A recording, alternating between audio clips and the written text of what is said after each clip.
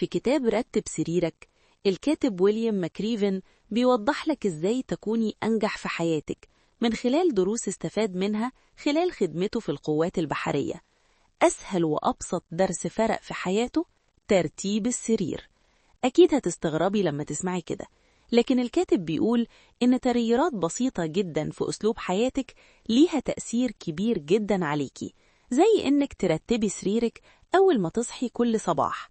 العادة الصغيرة دي بتديكي إحساس بالإنجاز من أول اليوم، وبتعلمك إزاي تتعاملي مع مشاكلك بشكل أهدى وأحسن.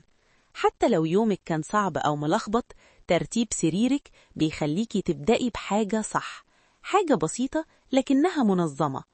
العادات الصغيرة هي اللي بتعمل التغيير الحقيقي. ترتيب السرير مش بس علشان شكل الغرفة، ده علشان ترتبي عقلك، تركزي وتمشي ناحية أهدافك خطوة خطوة.